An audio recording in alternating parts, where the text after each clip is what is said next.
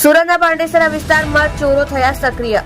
સુરતના પાંડેસરા વિસ્તારમાં આવતા કર્મયોગી સોસાયટીમાં દૂધ ચોરી થયા હોવાની ઘટના બની।